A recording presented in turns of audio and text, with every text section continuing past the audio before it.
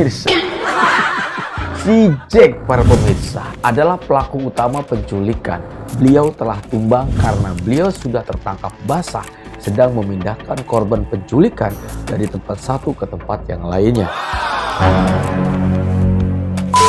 Dimas, saat ini beliau juga sudah tumbang.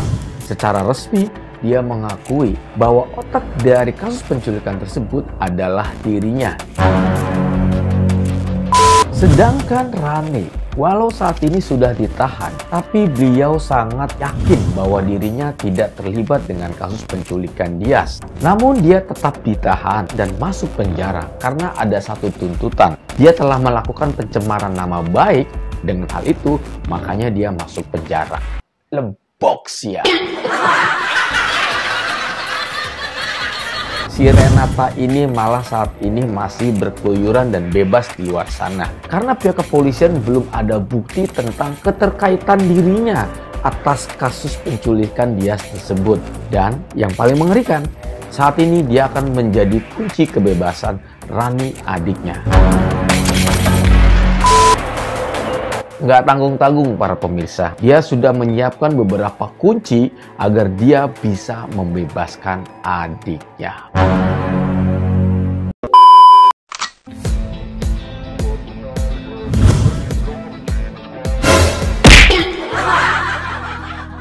Oke guys, assalamualaikum warahmatullahi wabarakatuh. Selamat datang lagi teman-teman. Apa kabar kalian semua? Semoga sehat selalu, panjang umur, banyak rezeki, dan selalu dimudahkan segala urusannya. Amin guys ya. Dan siapapun kalian, semoga doa saya yang terbaik buat kalian semuanya. Dan seperti biasa buat teman-teman yang mungkin baru pertama kali gabung di channel ini, saya ucapkan selamat datang dan selamat menikmati tayangan yang sudah saya suguhkan untuk kalian semuanya. Kita akan membahas alur cerita dari sinetron drama series Amka dan sekaligus kita akan menganalisa. Cerita ini bermula dari Pak Irwandi. Pada saat mereka semua sudah pada masuk penjara ya. Yang pertama adalah si Jack, lalu yang kedua ada si Ranikor ya, dia juga sudah masuk penjara.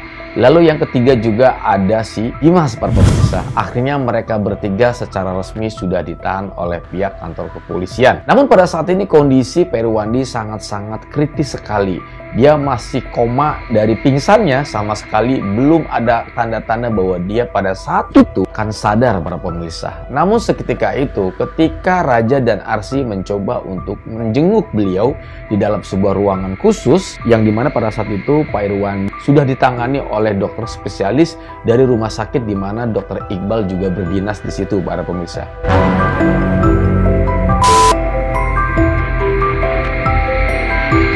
Pada saat itu, Raja dan Arsy ketika masuk ke dalam kamar ruangan Pak Irwandi, mereka sangat sedih sekali karena ayahnya dan juga mungkin mertuanya dari Arsy sampai saat ini masih belum sadar dari komanya.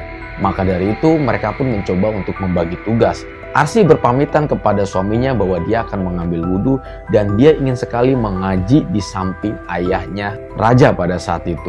Maksudnya, beliau ingin sekali mendoakan mertuanya tersebut agar mertuanya kembali sadar dan juga kembali sehat dan bisa pulang ke rumah. Sedangkan pada saat itu Raja justru mencoba menghadap ke pihak rumah sakit untuk berkomunikasi terhadap dokter spesialis tersebut mengenai kondisi ayahnya yang pada saat ini masih pingsan. Dan beliau juga akan berkonsultasi tentang langkah apa saja yang sekiranya membuat ayahnya kembali normal seperti biasanya. Tiba-tiba Arsy setelah dia selesai sholat, dia langsung masuk ke dalam ruangan tersebut. Kemudian dia pun mengaji, membaca Al-Quran yang sengaja disuguhkan untuk sang mertuanya yang saat ini masih belum sadar, para pemirsa. Begitu fokusnya Arsy pada saat itu membaca Al-Quran. Dan karena suaranya begitu lantang dan begitu merdu, sampai terdengar oleh Pak Irwandi yang pada saat itu masih pingsan. Dan tiba-tiba begitu Arsy selesai membaca Al-Quran, ayah mertuanya tersebut langsung bangun dari komanya. Mungkin ada istilah ini yang disebut namanya doa yang dijawab. Makanya begitu selesai mengaji, mertua atau ayah dari raja tersebut langsung bangun dari komanya.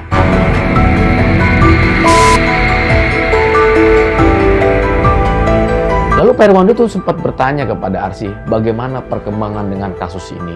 Lalu diceritakanlah oleh Arsy, semuanya sudah berjalan dengan baik papa. Karena saat ini dia sudah pulang ke rumah, lalu yang lain-lain pun, hal-hal yang lain pun sudah diselesaikan. Dan Arsy pun sempat meminta kepada Pak Irwandi, jangan terlalu memikirkan tentang kasus ini. Lebih baik papa fokus untuk kesehatan papa, agar papa cepat sembuh dan supaya cepat bisa pulang. Lalu ketika Irwandi menanyakan tentang si Ranikor, tiba-tiba jantungnya langsung sakit kembali ya. Karena pada saat itu Arsy sempat menjawab, untuk saat ini Ranikor sudah di penjara. Lalu tiba-tiba Pak Irwandi pun langsung kumat lagi tuh guys ya. Mendengar nama Rani itu kayaknya tuh ya kayak semacam penyakit yang tiba-tiba datang gitu. Gue juga ngerti tuh Pak Irwandi tuh. Nyebut namanya aja tuh langsung tuh Pak Irwandi tuh. Harusnya dimutasi ke pulau tuh si Ranikor tuh ya. Lalu di cerita lain para pemirsa, Renata saat ini adalah satu-satunya orang atau satu-satunya anggota mereka dari geng Ranikor tersebut yang masih bebas berkeluyuran di luar sana. Kenapa? Karena pihak kepolisian tidak ada bukti satupun yang menyeret namanya atas keterlibatannya dengan kasus-kasus yang saat ini terjadi. Jadi wajar pada saat itu Renata masih bebas berkeluyuran ya para pemirsa. Walau Renata pada saat ini masih bebas keluyuran, sebetulnya dia masih punya beban sih. Kenapa? Karena pada saat itu dia mendapatkan telepon masuk dari nomor yang tidak dikenal. Ternyata itu adalah Dimas yang mencoba menghubungi dirinya. Pada saat itu Dimas mengancam kepada dirinya, seandainya dalam 1 minggu kalau saja saya tidak keluar dari penjara ini, maka saya akan menyeret nama kamu untuk bersama-sama kita reunian bertiga, bahkan mungkin kita bisa live bareng ya pakai baju Sofi di dalam penjara. Itu dialog saya guys ya. Pakai baju Sofi, iya. Intinya, si Dimas ini yang mengancam Renata para pemirsa. Dan akhirnya Renata pun menyanggupi untuk bisa membebaskan Dimas dalam waktu 1 minggu.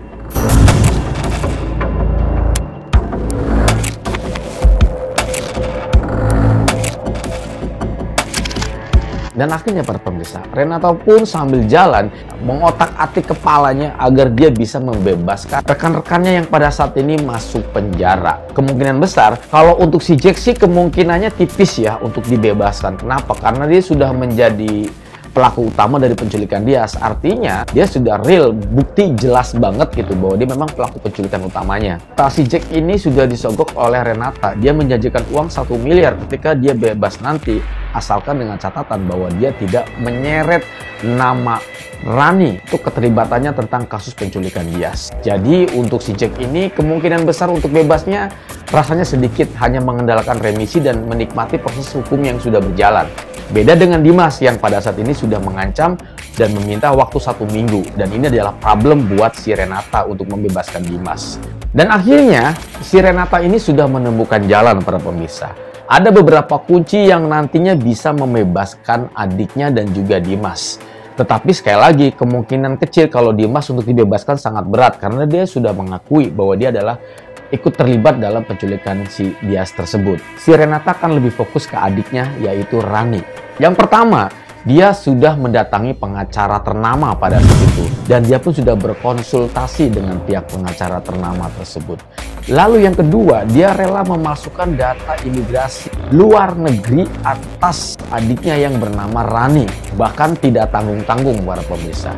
Selain dia memasukkan data imigrasi tersebut, dia pun rela memasukkan alibi yang nantinya meyakinkan pada pihak kepolisi bahwa betul adiknya saat itu ada di luar negeri, yaitu di Aussie para pemirsa. Nah, yang jadi pertanyaannya adalah ketika kita bicara soal alibi, artinya ada orang yang siap membuktikan bahwa pada saat itu atau selama 3 hari itu pasti akan ada orang yang dimunculkan di dalam frame tersebut yang berusaha untuk menjadi alibi walaupun itu palsu ya para pemirsa. Nah sekali lagi yang jadi pertanyaan gua, siapakah si alibi yang dimaksud oleh Renata tersebut yang akan menguatkan kunci dari kebebasan si Ranikor bahwa pada saat itu dia betul-betul berada di Aussie. Nah ini guys ya.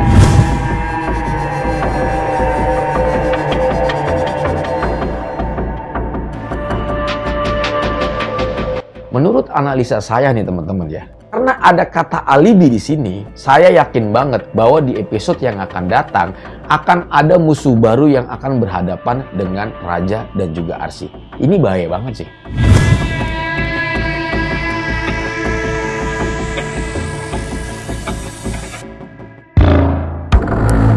Karena dengan kuatnya alibi, maka dia bisa bebas dan terbukti bahwa pada saat itu dia tidak terlibat dengan kasus penculikan Dias. Karena penculikan ini berat banget. Ya, kalau pencemaran nama baik mungkin bisa dinegosiasi agar Raja mencabut laporannya tentang pencemaran nama baik tersebut. Nah, yang jadi pertanyaannya saya lagi nih guys ya, kira-kira apa yang akan dilakukan si Renata agar Raja ini mencabut tuduhannya mengenai kasus pencemaran nama baik? Satu, dia akan menekan Raja dengan hal yang lain. Dalam tanda kutip kita masih bisa belum mengetahui apa ya rencananya supaya Raja itu nyabut laporan.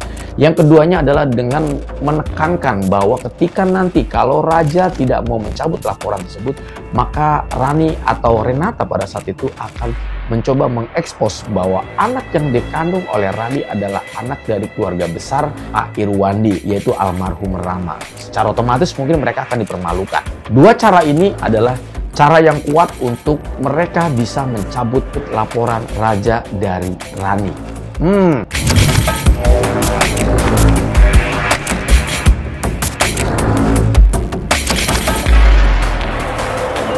Mungkin pada saat nanti kalian nonton pasti akan banyak dapat kejutan. Yang pertama, ada musuh baru buat mereka. Lalu yang kedua, ada cara baru untuk mengeluarkan Rani dengan cara menekankan Raja agar Raja bisa mencabut laporannya. Jadi banyak kejutan sih di episode yang akan datang. Dan menurut analisa saya, itulah yang akan dilakukan oleh Renata agar dia bisa membebaskan salah satunya adalah adiknya yang bernama Rani.